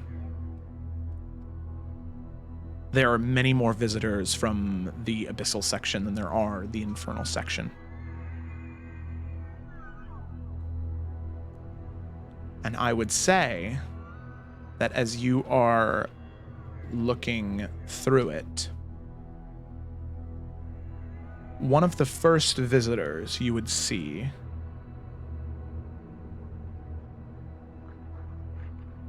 from the Abyssal section. Visitor number 1 from the Abyss was known as the Sire of Insanity. Don't like that. And the Sire of Insanity was from the 900th layer of the Abyss. Incredibly deep. Does ring any bells? Yeah, same. I'd like both of you to make history checks for me. Okay, dude. I can do that. Oh, let's see who the Sire of the Abyss is, dude. Okay, 16. I loved the horn there. that was really good in this moment. 16, you said? Yeah. Yeah, I would say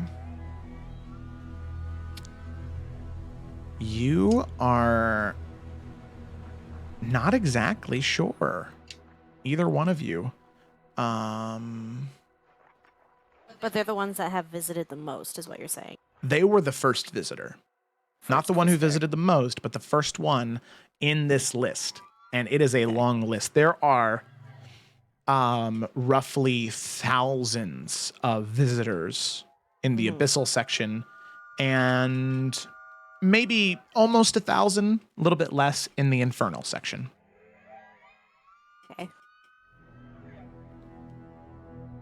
Does that But- mean anything to you? So one more thing here, sorry. In a separate journal, there are the list of prisoners and where they're at. Oh. Yeah. And there are a lot of names on this list. Most of them are marked failed experiment, deceased, or soul coin harvested. But some are marked alive and transferred. And Jessica, you're able to see that one of these prisoners has been transferred, and you recognize the name. Lystra was moved from the tower to Damaris Keep not but 2 weeks ago. 2 weeks ago, she was alive. And when you set out, she was probably closer to you than she is now. If she was truly transferred to Damaris Keep, that is maybe a week away from Maester, whereas you are... Oh, I know exactly where that is. Mm-hmm, yeah. Yeah, Damaris Keep is the keep that is in the mountains, where the old crown used to live, the old nobility used to live before the kingdom fell, several hundred years ago. Does Ajax know where this is? Yeah, it's a large enough ruin in the area where many treasure hunters go there and are never heard from again. So Ajax, it would have been somewhere where you would have wanted to go because you're sure there are dark friends there. But while you have conviction, you're not stupid. If you were to go in there by yourself, you would easily die. Right. Yeah.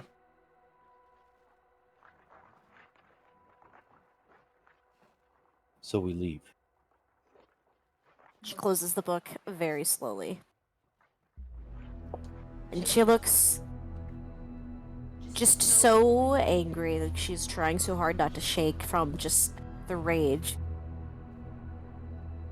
We leave. There's nothing for us here. Very well. Let's... Fuck. I'm sorry to have brought you to a place like this. Let's just go. There is nothing to be sorry for.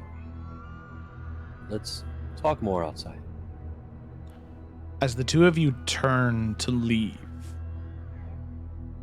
you hear the separating of swords from sheaths, and you can feel the shadow grow closer. As even though your blades provide some luminance to the area, the swords that are drawn, too, as you look around, they douse the edges of that light. As two Banshin, fully armored, wielding their blades, neither one of them hurt in any way. They smile ear to ear, but they don't attack, they don't lunge, no. They smile, a knowing smile, but they don't lunge. They just step aside as a creature begins to move throughout the halls. Not the creature you've seen before, Ajax, something worse. A creature that is drenched in shadow, flesh sort of dripping off bone, these deep red eyes, and this maw that seems like it could swallow a man whole. Standing maybe 15, 16 feet tall, hands all, hands dragging on the floor at its side with these incredibly long claws, incredibly sharp. As you see this infernal, this demon devil hybrid, this fiend approach you. The closer and closer it gets, the light of your blades slowly begin to fade. As neither one of you know exactly who this is, but this is generally what you see. Ooh. Approaching. Love it. As it speaks down towards both of you.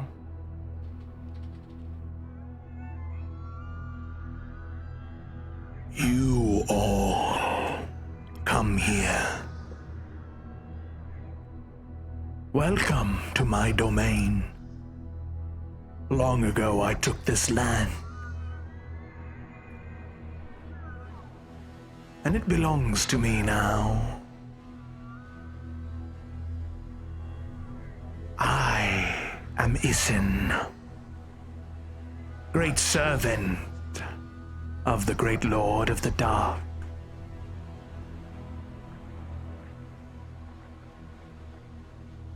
And I know exactly what brings you here.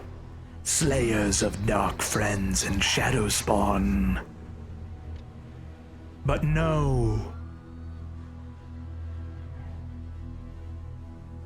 that for one of you, your journey ends here.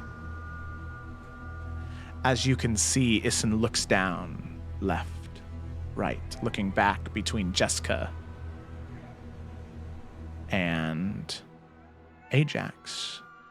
Ajax is going to impose himself in front of Jessica. Slightly walk forward. Ajax, what I need you to do is I need you to make an intelligence saving throw. Oh, that's not the good. I'm not good at those. What are you doing? As he steps in front of her.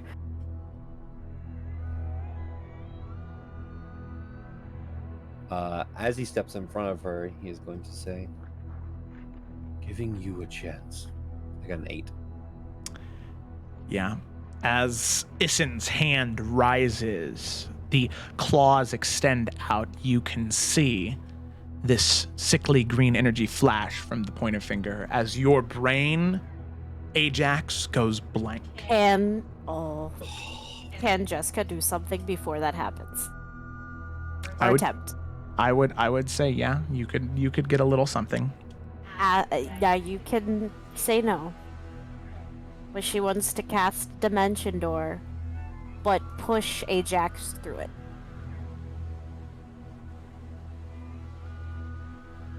And I don't know if she could get him that far away, but far enough away to where whatever is about to hit him doesn't hit him.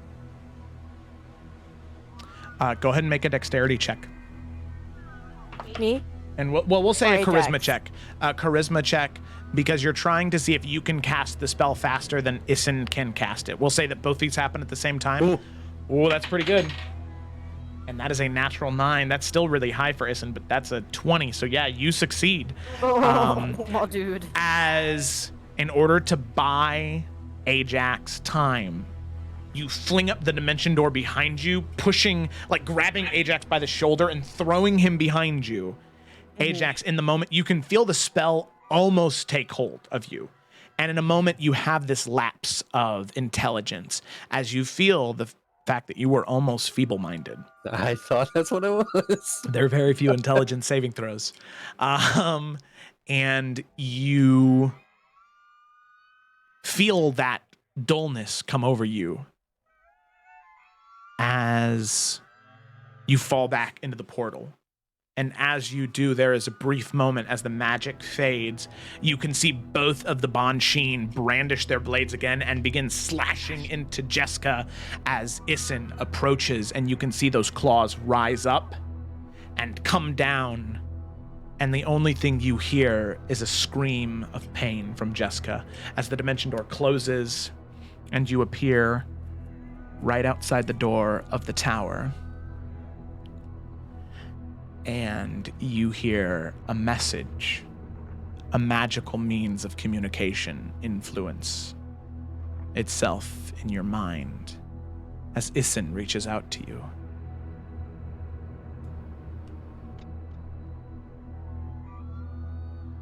Tell me,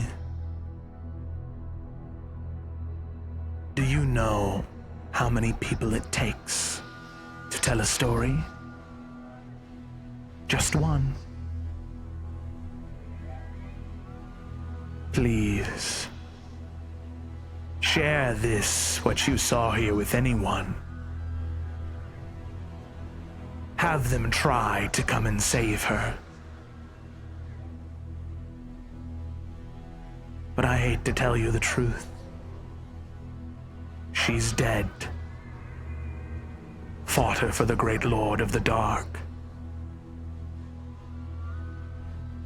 And you will be too, if you try to stop me. And Ajax, might I remind you, should you be unaware, if you try to return, I will set my pet upon you just as I did. all those years ago.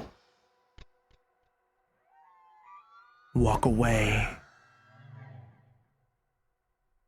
and live another day.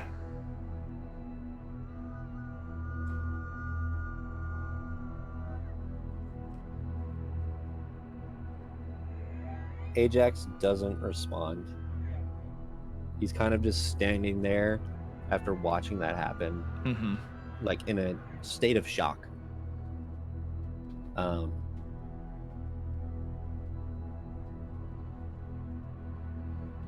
And he just says,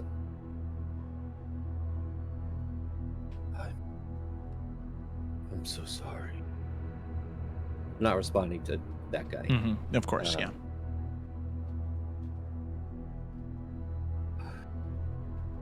I'm so sorry.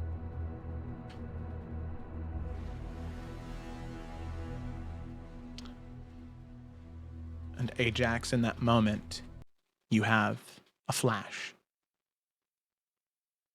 Memory, everything kind of fades for you. As no longer are you in the old kingdom, but instead Belka. Thunder rumbles in the distance as rain falls all around you. The chattering of the city. A comfort to you. You've been here for a while, doing your duties as captain of the guard, helping people when they need it, being there when people need you. There are a few memories, of course, that you have right off the bat.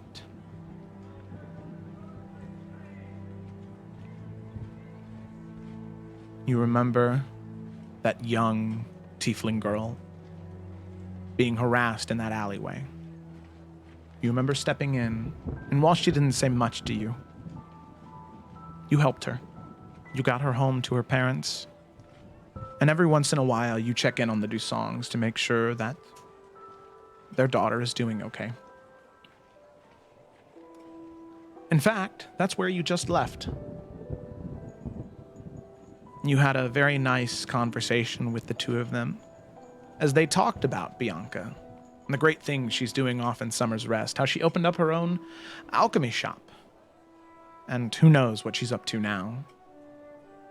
She's always been a go-getter. She's always wanted more than just nothing. Always wanted to be something. So who knows where her life will lead her. You take that and you're happy.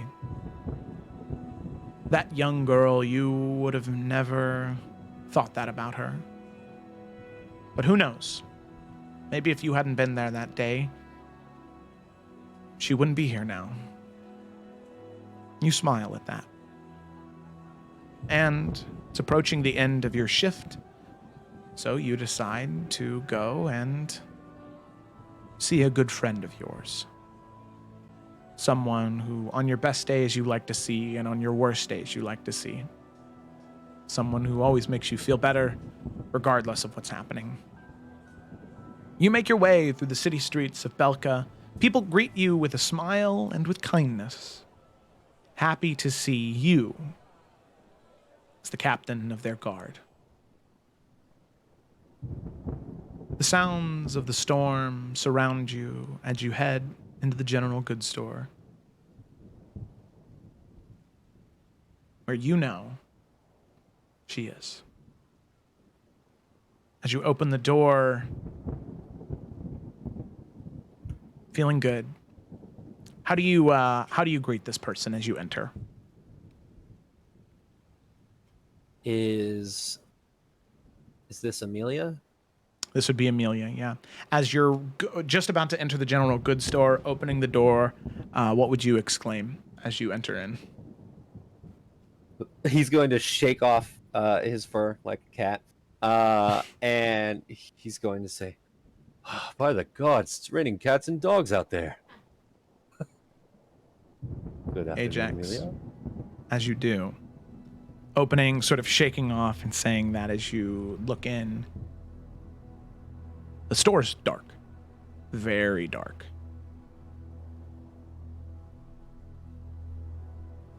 There's no one here, it seems. You immediately go into detective mode. She never closes this early. You begin investigating. You begin looking around. Till eventually, you head into the back room where you know most of the valuables are kept. Maybe something happened. Maybe she was robbed. She went to the guards. That's why she wasn't here now. And as you open it, you shriek back, shutting the door immediately.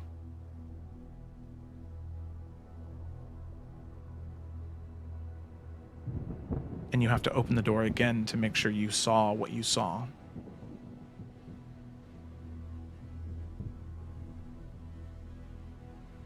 As you open it again, you see the mangled, twisted corpse of Amelia.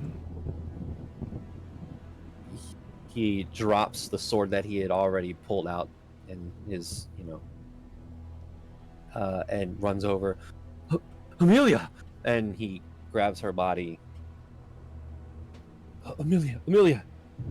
And kind of shaking her.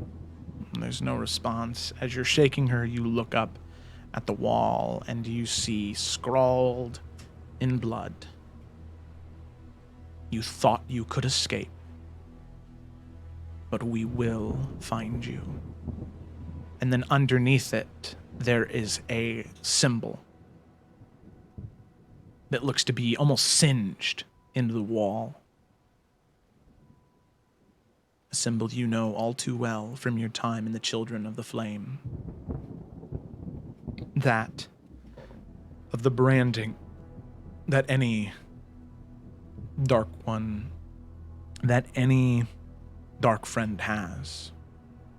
A brand that is embellished on them by the Bansheen when they swear fealty to the Dark One, to the Father of Lies.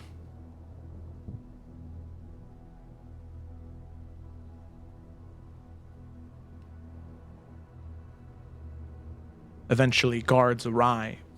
Your comrades, the people you trust, the people that serve you. One in particular, Zeno, he arrives and is talking back and forth with you, just trying his best to comfort you as a friend. Eventually, there are several people that arrive. Investors. Those people that are there to make sure the money doesn't stop coming. Because if it is, then Belka stops. Bella Clara stops moving if the money stops.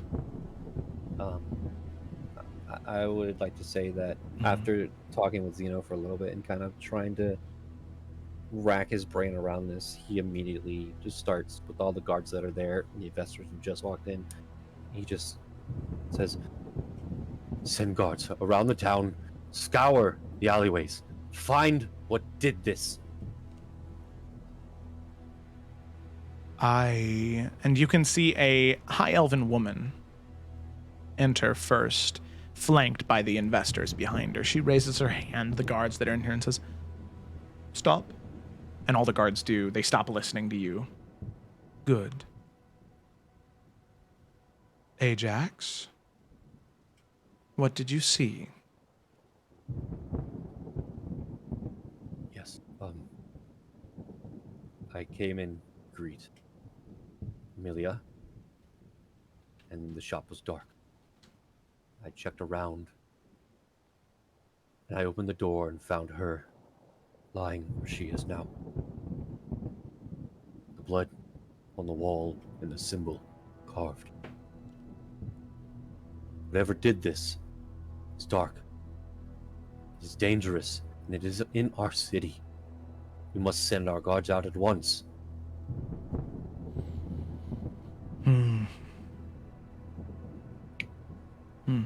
She nods, listening to you. It's unfortunate that someone so close to you was robbed.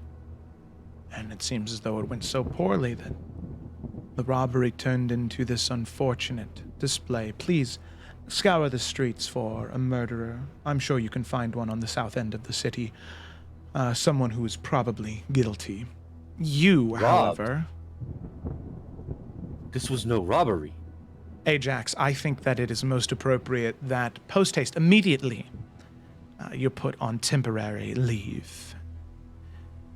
You are acting out of line and you are letting your grief blind you to the simplicity of the situation.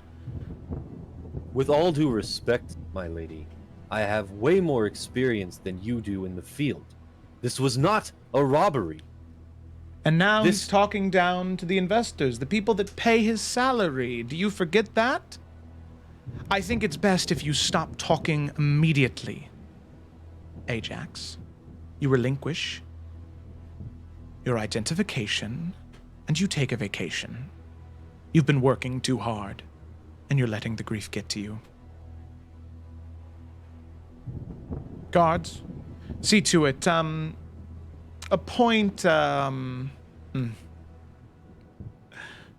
Appoint William Reed as captain of the guard, which Ajax, you know to be her brother.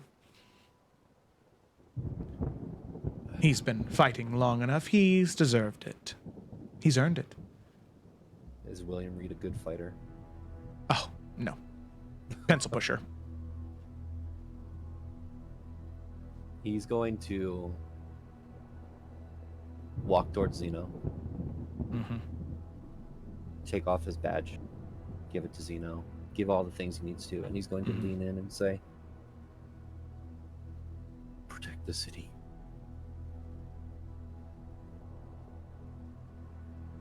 It's up to you. I failed you. Do not fail them. And he will grab your forearm and shake. And he'll lean in and say, You didn't fail anyone. It's them who failed the people. But I'll do as you ask. I promise. I'll keep the people safe. He's going to lean down to Amelia's body, close her eyes. I'm so sorry. I'll make it right. And he gets up and walks towards the door. I assume there's people like in the door. oh, yeah. Yeah, there are like maybe 15 guards that are in the small general goods store. And then on top of that, there's about 7 investors here as well, with Tia Reed, the head investor of Belka, heading them, almost in this like chevron shape. He walks straight up to them, imposing over them in a 6'8" form. Yeah, oh yeah, way taller, yeah. And like almost like the light isn't even glistening off of his eyes. It's just like darkness.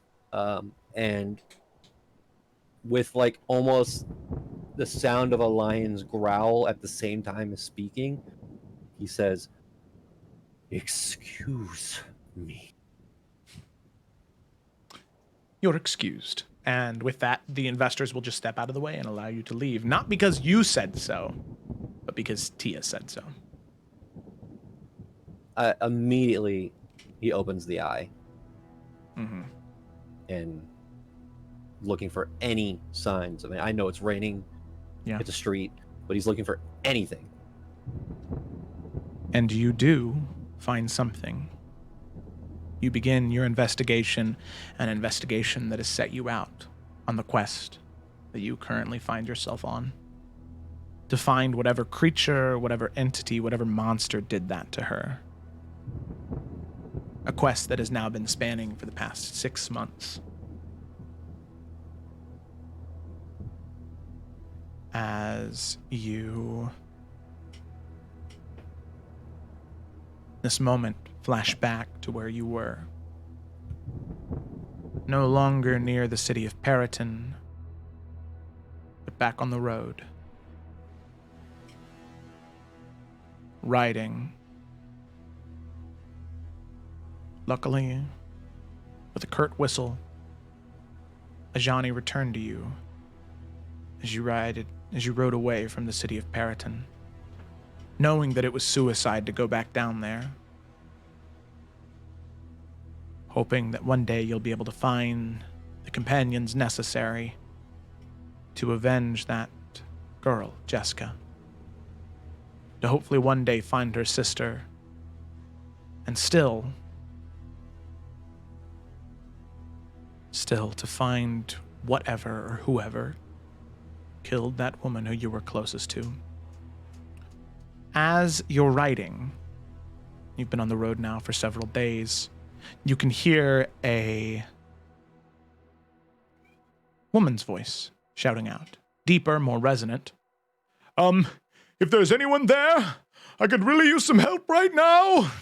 As you recognize the voice of Keothi. Yeah, you whip the reins. And as you begin to ride off, breaking through the forest, you hear her shout out once again, if you're not a fiend, I could really use some help. As you eventually break through this sort of hilly region, you can see her in between these 4 hills in the small valley, shield up, hammer out, emblazoned in flame. You can see these 4 creatures beginning to sort of wrap around the edges of the valley, sort of beginning to try and surround her, maybe 100 feet out, her by herself, surrounded by these 4 infernal creatures. As you make your way and sort of dismount the horse and dive down towards where she's at, drawing the blade, letting out this massive roar, Keothi looks incredibly happy to see you. She says, oh, thank the gods you're here. I didn't think anyone would show up. I was just sort of yelling to see if anyone would, and, well, we can talk about the pattern later. Good to see you again, Keothi. Yes. And she looks as there's a few more devils that she can see emerging from the woods as to where there's like 8 or 9 now. She says, once again, if there's anyone out there who's not a fiend, we could really use some help. As Ajax, you let out another roar, as you can see cresting over the edge of one of those hills, a cart with individuals saddled on top of it. And one individual that you actually recognize, grown up now. Actually, wait, no, you don't. No, you do not recognize any individuals. There is this faint recognition, whether it be face shape or the style of hair. No, because they are not a tiefling right now. Okay. Yeah, you have this faint recognition because of face shape and potential eye color that you think almost looks like that girl that you knew back in Belka. But you're just not sure. It's just, if it is, she's very different now. As you draw your blade, ready to fight, as these adventurers arrive, ready to fight by your side, you can see Keothi has this huge, dopey grin on her face as she says, it's them. As that's something only you can hear. As with that, devil surrounding you, allies arrived. That is where we're going to go ahead and end the session point 5. Look at that. What a fucking session. There you go. Woo, woo, woo. Oh my god. Look at I'm that. Daddy Spaghetti. I'm Daddy Fucking Spaghetti. Ajax is so fucking cool and broken. I love him. Aww. He's so sad. And, well, hey, Felicity's broken too. Okay, and she says, okay, so I guess John didn't ruin it. Good job, John, you didn't ruin it.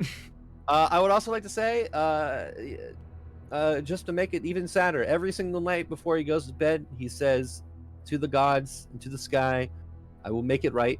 Also, apparently, Phocia is fire in Greek. So that's the command. That's the command word. That is appropriate because most Leonin are from Thrall, and yeah, there's a big Greek thing going on there. Phocia, I love it. Oh my goodness, yes. And tomorrow you get to play as Ajax, and we start immediately with real combat, not this weird Assassin's Creed. I let you auto kill any enemy, which was cool. It was pretty cool though. I love that shit. Yeah, and thank you, Kayla, for guest playing so I could murder you. Yes, you're welcome. That's what I'm here for. Do you want to know? Do you want to know? Fun fact: why I wanted Kayla to be a Jedi so bad? What? Is so that way Isin could bring the Jedi back to life, so I could have a Sith to use. Fuck you. Womp, womp, womp, Oh my god. I'm so amazing. excited. I'm very excited too. Great fucking session. I will tell you, I was on the verge of tears with the Amelia shit. Oh my Good god. shit, Joe. So I know. I Well, was so sad. I had to figure out where that was where I was going to do the flashback when you got separated from Jessica, and I was like, oh, that's so sad because it's just another person that he wasn't able to save. Yeah. Damn. I would say realistically, Ajax would have like pushed back against Dimension Door because it's a willing creature, needs to go through it. But I was like, I don't want to ruin anything. If I make a strength check, he's gonna fucking win. Oh yeah, she's like 1/3 your size. Yeah. I like to think it was like like as he was stepping forward to like interpose he himself. didn't know what was going on. It was like so fast. That Yeah, it happened. and you know the feeble mind was just beginning to take place because he Dude. failed, and I knew I knew it was feeble mind when you said intelligence saving throw and you said your mind goes to mush. I was like, oh shit, I'm real dumb. I'm real dumb. hella dumb right now. I turned into Oonga Boonga Barbarian. Damn. Oh God. Well, thanks so much for watching, everybody. I'm glad that you cried, Felicity. I know that sounds weird, but I'm always happy to hear it. So thanks for watching. Hope you enjoyed. Be sure to tune back into the Twitch channel in about 15 minutes. We're gonna end the stream and then go live again here in about 15 minutes for our first episode of the DM Roundtable, where we're going to talk about running combat, which is going to be a lot of fun. So be sure to tune in for that. So with that, thanks for watching, everybody, and we'll see you next time.